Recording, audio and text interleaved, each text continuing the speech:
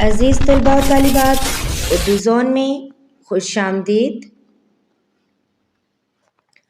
جماعت دہم فیڈرل اور پنجاب بورڈ نئی درسی کتاب جس کا ہم نے حصہ غزل شروع کر رکھا ہے۔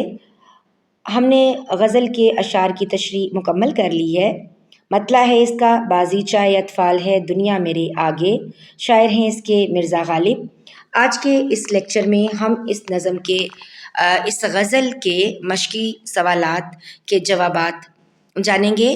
تو پہلا سوال ہے، اورنگ سلیمان اور اعجاز مسیحا کا مفہوم واضح کریں۔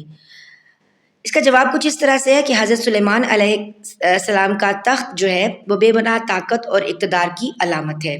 اسی طرح حضرت عیسیٰ علیہ السلام کا ایک معجزہ مردوں کو زندہ کرنے کا عمل۔ تو ان دونوں سے مراد تخت سلیمان اور دوسرا جو ہے حضرت عیسیٰ علیہ السلام کا معجزہ۔ اگلا سوال ہے، گھستا ہے جبیں خاک پہ دریا میرے آگے، اس مصرعے کا مفہوم لکھیں۔ بیٹا یہاں پر دریا سے مراد اس دنیا کی طاقت ہے۔ غالب اس شعر میں یہ بتانا چاہتے ہیں کہ دنیا کی تمام تر طاقتیں انسانی عقل کے سامنے سرنگوں ہیں، یعنی انسانی عقل جو ہے وہ زیادہ طاقتور ہے۔ شاعر کے ہوتے کیا چیز گرد میں نہا ہوتی ہے؟ نہا کہتے ہیں چھپ جانا۔ تو جواب اس کا کچھ اس طرح ہے کہ گرد میں چھپ جانا یعنی گرد میں نہا ہونا، صحرا جو ہے نا وہ گرد میں نہا ہو جاتا ہے۔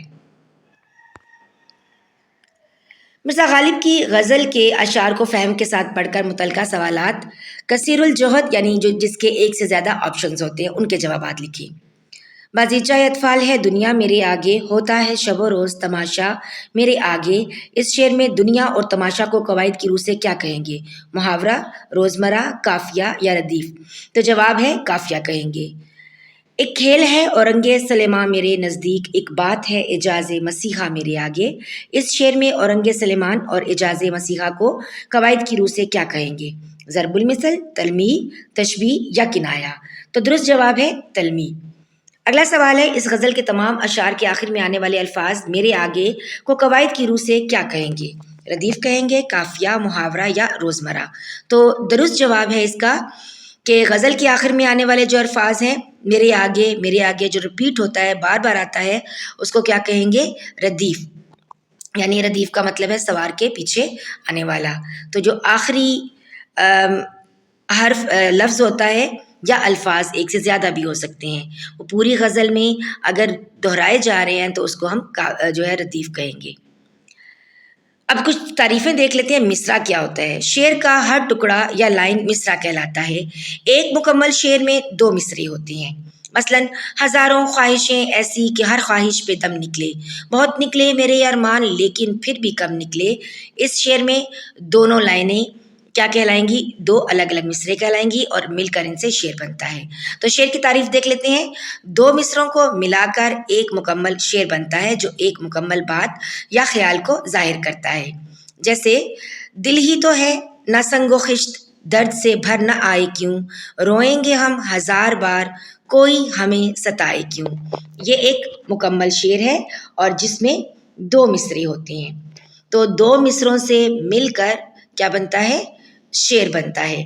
یہ بیٹا آپ کے آبجیکٹیو میں یہ والے سوال آتے ہیں زبان شناسی یا قواعد والے پورشن میں۔ تو جو قواعد کے سوالات آئیں گے اس میں ان کی تعریفیں جو ہیں ان میں آپ کو کثیر الجہد ٹائپ کے سوالات آئیں گے۔ اب دیکھ لیتے ہیں قافیہ کی تعریف۔ قافیہ شعر کے دونوں مصرعوں کے آخر میں ملتے جلتے آواز والے الفاظ قافیہ کہلاتے ہیں، یعنی جن کی آواز ایک جیسی ہوتی ہے۔ مثلاً جو شعر ہے، دم نکلے اور خم نکلے، دم نکلے اور کم نکلے۔ اب اس شعر کو ذرا آپ دیکھیں تو اس میں دم اور کم جو ہیں یہ قافیہ ہیں کیونکہ ان دونوں کی آواز جو ہے وہ ملتی ہے۔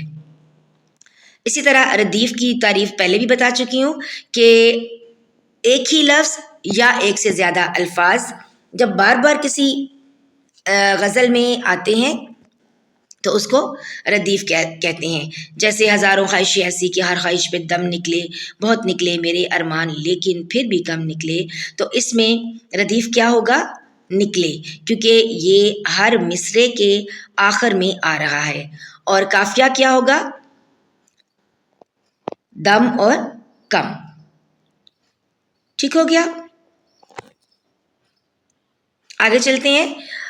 بند کہتے ہیں نظم میں دو یا دو سے زیادہ اشعار کا ایک گروپ یا ایک پیرا کیا کہلاتا ہے؟ بند کہلاتا ہے. یہ اکثر نظم محمس مسدس میں استعمال ہوتا ہے. بند ویسے اگر آپ دیکھیں دو یا دو سے زیادہ اشعار پر، تو عموماً بند جو ہے یہ 4 مصروں پر ہی مشتمل ہوتا ہے، یا 5 پر بھی، محمس 5 والی. دیکھیں اس بند کو دیکھیے.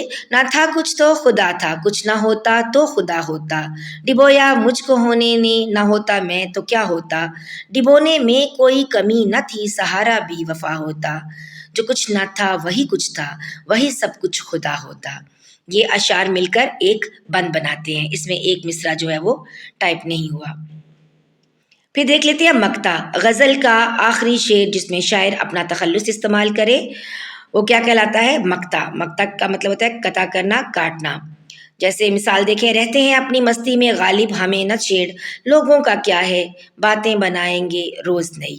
یہ شعر مقطع ہے کیونکہ اس میں غالب نے اپنا تخلص استعمال کیا ہے اور اس کے اوپر علامت تخلص بھی ہے. اب دیکھتے ہیں غزل. غزل کے اشعار پر مشتمل ہوتی ہے. ایک شعر، غزل کا ہر شعر جو ہوتا ہے نا وہ ایک مکمل خیال رکھتا ہے. غزل کا آغاز مطلع سے ہوتا ہے اور اکثر مقطع پر ختم ہوتا ہے. ہر شعر میں قافیہ اور ردیف کا خاص خیال رکھا جاتا ہے. جیسے پہلے بھی یہ شعر بتایا، دل ہی تو ہے نہ سنگ و خشت، درد سے بھر نہ آئے کیوں، روئیں گے ہم 1000 بار کوئی ہمیں کوئی ہمیں ستائے کیوں.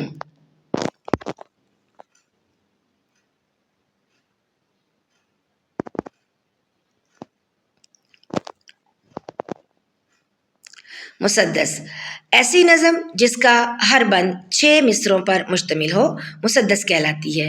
مثلاً کبھی آنکھ میں نمی سی تھی، کبھی دل بہت بھرا سا تھا، کسی یاد کی مہک تھی یا کوئی خواب کھویا سا تھا، چپ چاپ بیٹھے رہنا اور آنکھوں میں سوال رکھنا، اندھیری رات میں سوچوں کا بے کنار جال رکھنا، نہ کوئی پاس آتا تھا نہ کوئی حال پوچھتا تھا، بس دل میں درد رہتا تھا اور چہرہ خوش دکھتا تھا. مسدس یعنی ایسی نظم جس کا ہر ایک بند 6 مصروں پر مشتمل ہو مسدس کہلاتی ہے. جیسے مسدس حالی جس کو مد جزر اسلام بھی کہتے ہیں، تو مسدس کی وہ ایک مثال ہے. ٹھیک ہو گیا؟ اب بڑھتے ہیں آگے. محمس خمس یعنی 5. اس جو ہے بند کو دیکھیے. کھول آنکھ زمین دیکھ، فلک دیکھ، فضا دیکھ، مشرق سے ابھرتے ہوئے سورج کو ذرا دیکھ، اس جلوائے بے پردہ کو پردے میں چھپا دیکھ، ایام جدائی کے ستم دیکھ، جفا دیکھ، بےتاب نہ ہو مارکائے بیم اور رجا دیکھ.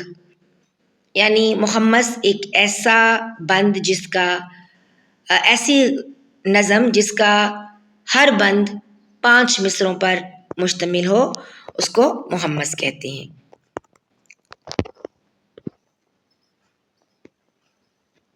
تو بیٹا اگر آپ نے یہاں تک ویڈیو دیکھ لی ہے اور ویڈیو آپ کو پسند آ گئی ہے تو لائک اور شیئر کرنا مت بھولیے گا. اگر آپ چینل پر نئے ہیں تو چینل کو سبسکرائب کرتے ہوئے جائیے گا.